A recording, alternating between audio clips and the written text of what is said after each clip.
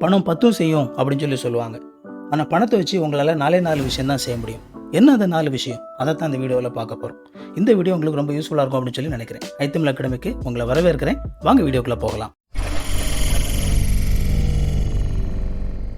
நீங்கள் ஃபைனான்ஸை ஹேண்டில் பண்ணுறதுக்கு இந்த வீடியோ உங்களுக்கு பாடம். உங்களோட லைஃப்பில் ஃபைனான்ஸை சரியாக புரிஞ்சுக்கிறதுக்கு இந்த வீடியோ உதவி செய்யும். ஸோ 4 விஷயங்கள் செய்ய முடியும்னு சொல்லியிருந்தேன் இல்லையா? அதில் முதல் விஷயம் என்ன அப்படின்னா, நீங்கள் உங்கள்கிட்ட இருக்க பணத்தை வேஸ்ட் பண்ண முடியும். வேஸ்டிங் மணினா என்ன? உங்கள்கிட்ட பணம் இருக்குது, நீங்கள் அதை செலவு பண்ணுறீங்க. ஆனால் அப்படி செலவு பண்ணுறதுலேருந்து உங்களுக்கு எந்த ஒரு அவுட்கமுமே கிடைக்கல. ஸோ அதில் எந்த ஒரு ரிசல்ட்டுமே இல்லை. அதுதான் பணத்தை வேஸ்ட் பண்ணுறது. பணத்தை வேஸ்ட் பண்ணுறது அப்படிங்கிறது கையில் இருக்கிற பணத்தை சும்மா அப்படி தூக்கி தூர போடுறதுக்கு சமானம். ஸோ எப்படிலாம் நம்மளுடைய லைஃப்பில் நம்ம பணத்தை வேஸ்ட் பண்ண முடியும்? ஒரு சில எக்ஸாம்பிள் சொல்கிறேன். முதலாவது சூதாட்டம். ஸோ சூதாட்டத்தில் நீங்கள் பணத்தை போட்டிங்க அப்படின்னா அது பணத்தை வேஸ்ட் பண்ணுறது. இப்போ நிறைய ஆன்லைன்லலாம் நிறைய ஆன்லைன் ரம்மி இதெல்லாம் நிறைய காசு கொடுத்து விளையாடுறாங்க. ஸோ சரத்குமார்லாம் ஆன்லைன் ரம்மி விளையாட சொல்லி நம்மளை ரொம்ப என்கரேஜ்லாம் பண்ணுறாரு. ஆனால் என்ன பிரச்சனை அப்படின்னா, இந்த சூதாட்டம் பொதுவாக நடத்துவாங்க இல்லையா, அதில் ஆங்கிலத்தில் ஒரு பழமொழி ஒன்று சொல்லுவாங்க, த ஹவுஸ் ஆல்வேஸ் வின்ஸ். இந்த ஹவுஸ் அப்படிங்கிறது என்ன அப்படின்னா, அந்த சூதாட்டத்தை நடத்துகிறவங்க. இந்த சூதாட்டம் அப்படிங்கிற விஷயத்தை நீங்கள் எடுத்துக்கிட்டிங்க அப்படின்னா, எப்பொழுதுமே அந்த சூதாட்டத்தை நடத்துகிறவங்க தான் எப்போவுமே ஜெயிக்கிறாங்க. அவங்களுக்கு தான் அதிகமான லாபமே தவிர ஒருபோதும் அதை விளையாடுறவங்களுக்கு லாபமே கிடையாது. ஏன்னா விளையாடுற எல்லாரையுமே அவங்க ஜெயிக்க விட்டாங்க அப்படின்னா, அல்லது விளையாடுற எல்லாருமே ஜெயிச்சாங்க அப்படின்னா, அதை நடத்துகிறவங்களுக்கு நஷ்டம் தான் ஆகும். அவங்க கையிலேருந்து காசு கொடுக்கணும். ஸோ நஷ்டப்பட்டு யாருமே ஒரு பிஸ்னஸ் பண்ண மாட்டாங்க. அவங்களுக்கு அதில் நிறைய பணம் வருது அப்படிங்கிறனால தான் பிஸ்னஸ் பண்ணுறாங்க. ஸோ இந்த சூதாட்டம் அதில் நீங்கள் பணம் போட்டிங்க அப்படின்னா நீங்கள் பெரும்பாலும் உங்களுடைய பணத்தை வேஸ்ட் பண்ணுறீங்க. அடுத்ததாக போதை பழக்க வழக்கங்களுக்கு பயன்படுத்துகிற பணம். இதுவும் பார்த்திங்க அப்படின்னா வேஸ்ட் பண்ணுற மணி. ஸோ இது வெறுமனே பணத்தை வேஸ்ட் பண்ணுறது மட்டும் இல்லாமல் நம்ம உடம்புக்கும் கெடுதலை வாங்கி கட்டிக்கிறது. அடுத்ததாக பார்த்திங்க அப்படின்னா, இப்போ நிறைய பேர் அந்த கேமிங்லாம் விளையாடுறாங்க இல்லையா? ஸோ அதில் பார்த்திங்கன்னா நிறைய கூட்ஸ் வாங்குறாங்க. இந்த கேமிங்கில் நிறைய காசு கொடுத்து ட்ரெஸ்லாம் வாங்கிக்கிறாங்க. ஸோ இதுவும் பார்த்திங்க அப்படின்னா என்னை பொறுத்த வரைக்கும் வேஸ்ட் ஆஃப் மணி. ஏன்னா நிறைய கேமிங்கில் இந்த மாதிரி ட்ரெஸ்ஸுனாலலாம் எந்த விதமான ஒரு எக்ஸ்ட்ரா ஃபீச்சரும் கிடைக்காது. ஜஸ்ட் ஒரு ட்ரெஸ்ஸுக்காக அந்த மாதிரிலாம் வாங்கி வச்சுருப்பாங்க. ஒருவேளை நீங்கள் ஒரு கேமிங் சேனல் நடத்திட்டுருக்கீங்க, அதால் நீங்கள் சம்பாதிச்சிட்ருக்கீங்க அப்படின்னா அது ஒரு பெரிய பிரச்சனை இல்லை. ஆனால் சாதாரணமாக விளையாடுறவங்க சும்மானாலும் கேமில் அவங்க காசு கொடுத்து வாங்கிட்டு இருக்காங்க அப்படின்னா ஒன்ஸ் அகேன் இதுவும் வேஸ்டிங் மணி. 100% எந்த மணியுமே வேஸ்ட் பண்ணாமல் அந்த உலகத்தில் நம்ம வாழ்ந்துடலாமா அப்படின்னு பார்த்திங்க அப்படின்னா கண்டிப்பாக முடியாது. பட் நம்ம செய்ய வேண்டியது என்ன அப்படின்னா, நம்ம எந்தெந்த விதத்தில் பணத்தை வேஸ்ட் பண்ணுறோம் அப்படிங்கிறத கவனமாக கவனித்து அதை முடிஞ்ச அளவுக்கு நம்ம குறைக்கிறதுக்கு முயற்சி பண்ணணும். ரெண்டாவது, நம்ம பணத்தை வச்சு என்ன செய்ய முடியும் தெரியுமா? we can spend it. Yes, நம்மளால் அந்த பணத்தை செலவு பண்ண முடியும். பணத்தை செலவு பண்ணுறது அப்படிங்கிறது என்ன அப்படின்னா, நம்ம ஒரு குறிப்பிட்ட விஷயத்துக்காக நம்ம பணத்தை கொடுக்குறோம். ஆனால் அதுக்கு ஈக்குவலான ஒரு விஷயத்தை நம்ம பெற்றுக்கொள்கிறோம்.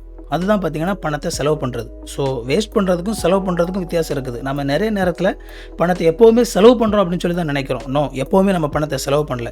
நிறைய சிச்சுவேஷனில் நம்ம பணத்தை வேஸ்ட் பண்ணுறோம். அதில் நமக்கு எந்த ஒரு அவுட்கம்மே இல்லை. ஆனால் நம்ம ஒரு பணத்தை சரியான விதத்தில் செலவு பண்ணி அதுக்கு சரியான ஒரு விஷயம் நமக்கு திரும்ப கிடைக்கும்போது அந்த பணத்தை நம்ம செலவு பண்ணுறோம். ஒரு துணி கடைக்கு போகிறோம், நம்ம கையில் வச்சுருக்கிற காசுக்கு சரியான தரமாக இருக்கக்கூடிய ஒரு துணியை நம்ம வாங்குகிறோம். அப்படி வாங்கும்போது நம்ம அங்கே காசை செலவு பண்ணுறோம். ஒவ்வொரு நாளும் நம்ம ஒரு மளிகை கடைக்கு போய் ஒரு காசை கொடுத்து பொருளை வாங்கும்போது நம்ம அங்கே செலவு பண்ணுறோம். நம்ம காசு கொடுக்குறோம், மளிகை கடைக்காரர் அவர் நமக்கு ஒரு பொருளை கொடுக்குறாரு, அவருக்கான ஒரு லாபத்தையும் அவர் எடுத்துக்கொள்கிறார். ஸோ இந்த சூழ்நிலையில் பணம் செலவு பண்ணப்படுகிறது. இந்த மாதிரி காசு செலவு பண்ணுறது அப்படிங்கிறது ஒரு எக்கனாமியோட பிளட் மாதிரி. எப்படி நம்ம உடம்புல உயிரோடு இருக்கணும்னா அந்த பிளட்டு சுற்றிக்கிட்டே இருக்கணுமோ, அதே மாதிரி ஒரு எக்கனாமி ஹெல்த்தியாக இருக்கணும் அப்படின்னா இந்த கொடுக்கல் வாங்கல் அப்படிங்கிறது நடந்துக்கிட்டே இருக்கணும். ஆனால் அதே நேரத்தில் நம்ம கவனமாக இல்லை அப்படின்னா நம்ம செலவு பண்ணுறோம் அப்படின்னு சொல்லி நினச்சிட்டு நம்ம பணத்தை வேஸ்ட் பண்ணிடுவோம். எப்படின்னு சொல்கிறேன் கேளுங்க. ஒரு சில பேர் பார்த்திங்க அப்படின்னா நிறைய நேரங்களில் இந்த பிராண்டட் அப்படிங்கிற ஒரு விஷயத்துக்கு போவாங்க. ஸோ சாதாரணமாக ஒரு ட்ரெஸ்ஸு அல்லது சாதாரணமாக ஒரு ப்ராடக்ட் எப்போவுமே வாங்க மாட்டாங்க. பிராண்டட் அப்படின்னு சொல்லி தான் வாங்க போவாங்க. இந்த மாதிரி பிராண்டட் அப்படின்னு சொல்லி பார்க்கும்போது பொதுவாக பிராண்டடில் பார்த்திங்க அப்படின்னா அந்த குவாலிட்டி, ஒரு கிளாத்தோட குவாலிட்டி அல்லது ஒரு ப்ராடக்டோட குவாலிட்டி அப்படிங்கிறது பிராண்டடில் ஒன்றும் ரொம்ப அதிகமாக இருக்காது. அது மற்ற ஒரு சாதாரண மீடியமோட கொஞ்சம் அதிகமாக இருக்கும்னு வச்சுக்கோங்களேன். ஆனால் அவங்க வெறுமனே அந்த பிராண்டுக்காக அப்படின்னு சொல்லி நிறைய காசை ஹைப் பண்ணி விற்றுக்கிட்டு இருப்பாங்க. நீங்கள் கொடுக்குற பணத்துக்கு சரியான வேல்யூ இல்லாமல் ஓவர் ஹைப்டாக இருக்கக்கூடிய இந்த மாதிரியான பிராண்டட் வேல்யூ அப்படின்னு சொல்லி நம்ம ஒரு பொருளை வாங்கும்போதெல்லாம் நாம் கொஞ்சம் ஸ்பெண்ட் பண்ணுறோம், அதிகம் வேஸ்ட் பண்ணுறோம். அதே மாதிரி நம்ம ஒரு பொருள் நமக்கு வேணும், நமக்கு தேவைன்னு நினச்சி வாங்குகிறோம். ஆனால் அந்த பொருளை நம்ம யூஸ் பண்ணாமலே வச்சுட்ருக்குறோம். அது நமக்கு உண்மையிலே தேவையில்லை, ஆனால் தேவைன்னு நினச்சி வாங்கி வச்சுட்ருக்குறோம் அப்படின்னா அங்கேயும் நீங்கள் பணத்தை வேஸ்ட் பண்ணியிருக்கிறீங்க. ஸோ நம்ம கவனமாக இல்லை அப்படின்னா நம்ம பணத்தை செலவு பண்ணுறதுக்கு பதிலாக செலவு பண்ணுறோம் அப்படிங்கிற பேரில் வேஸ்ட் பண்ணிகிட்ருப்போம். ஒரு சில நேரத்தில் நம்ம பணத்தை கொடுக்குறோம், நமக்கு பொருள் கிடைக்கல, ஆனாலும் நம்ம பணத்தை சரியான விதத்தில் தான் ஸ்பெண்ட் பண்ணுறோம். ஸோ ஒரு பொருள் கிடைச்சாதான் அப்படிங்கிறது இல்லை. எது நமக்கு ரிட்டர்ன் கிடைக்குது அப்படிங்கிறது. ஒரு சில நேரத்தில் நம்ம ஃபேமிலி கூட வெளியே போகிறோம். ஸோ ஃபேமிலி கூட சேர்ந்து ஒரு டூர் போகிறோம். இதெல்லாம் பார்த்தீங்க அப்படின்னா நம்ம பணத்தை சரியான விதத்தில் செலவு பண்ணுறது. ஸோ இந்த மாதிரியான சிச்சுவேஷனில் உங்களுக்கு பணத்தை கொடுத்துட்டு அதுக்கு பதிலாக உங்களுக்கு ரிட்டர்ன் கிடைக்கிறது சந்தோஷம், மகிழ்ச்சி, இல்லை ஒரு ஸ்ட்ராங்கான ரிலேஷன்ஷிப். இதெல்லாம் நம்ம பணத்தை வேஸ்ட் பண்ணுறதில்ல. இதெல்லாம் சரியான விதத்தில் நம்ம பணத்தை ஸ்பெண்ட் பண்ணுறது. ஆனால் அதுக்காக உங்களுக்கு கிடைக்கிற வருமானம் எல்லாத்தையுமே நீங்கள் இந்த மாதிரி ஊர் சுற்றுறதுக்கே செலவு பண்ணீங்க அப்படின்னா தென் இது ஒரு வேளை வேஸ்ட் பண்ணுறதாக மாறக்கூடும். மூணாவதாக நம்ம பணத்தை வச்சு நம்ம செய்ய முடிஞ்ச விஷயம், நம்ம பணத்தை சேமிக்க முடியும். சேவ் பண்ண முடியும். இந்த சேவ் பண்ணுறது அப்படிங்கிறது என்ன? ரைட், நாம் ஒரு குறிப்பிட்ட அளவு பணம் சம்பாதிக்கிறோம். அதில் நமக்கு தேவையான ஒரு செலவுகளை நம்ம பண்ணுறோம். நம்மக்கிட்ட மீதி பணம் இருக்குது. இந்த பணத்தை நம்ம பாதுகாப்பாக வச்சுருக்கிறது தான் சேமித்து வைக்கிறது.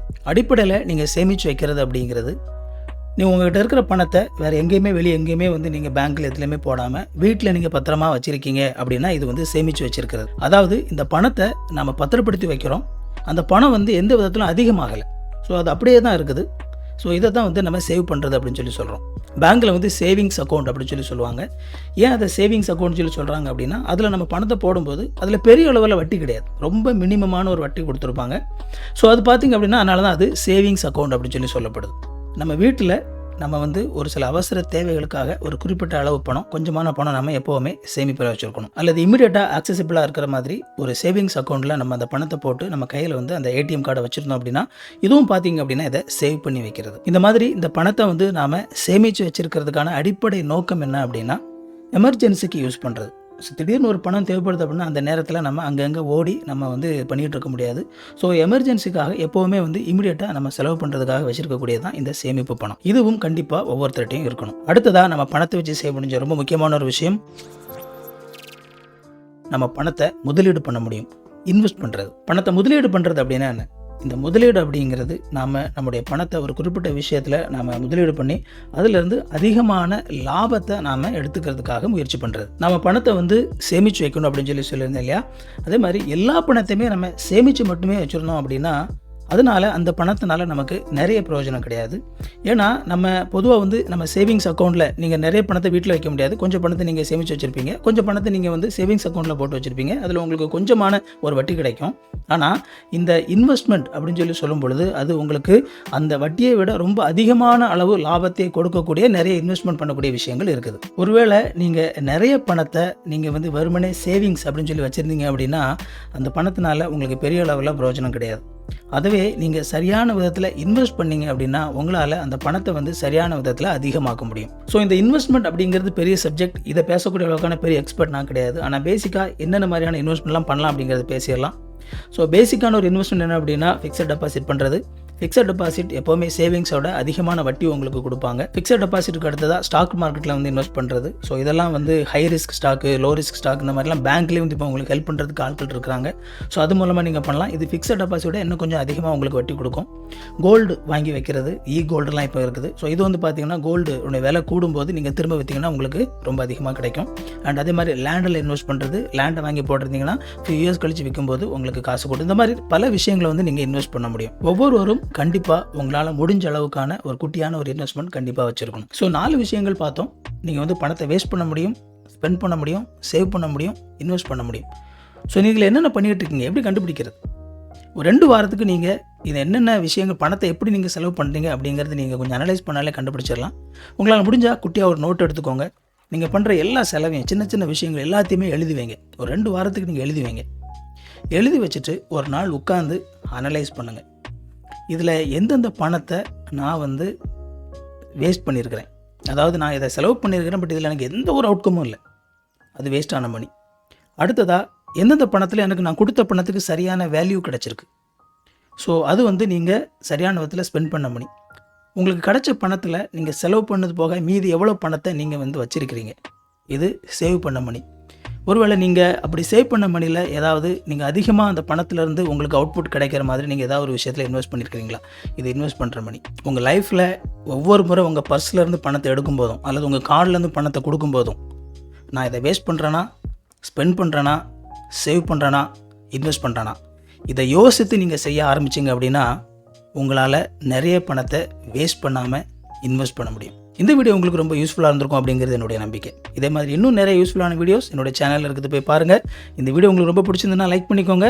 சேனல் இது வரைக்கும் சப்ஸ்கிரைப் பண்ணல அப்படின்னா சேனலை சப்ஸ்கிரைப் பண்ணிக்கோங்க. உங்களுக்கு நோட்டிஃபிகேஷன் ஒன்று நினச்சிங்க அப்படின்னா பெல் பட்டனை கிளிக் பண்ணிக்கோங்க. இன்னொரு யூஸ்ஃபுல்லான வீடியோவில் சந்திப்போம் ஃப்ரெண்ட்ஸ். தேங்க்யூ.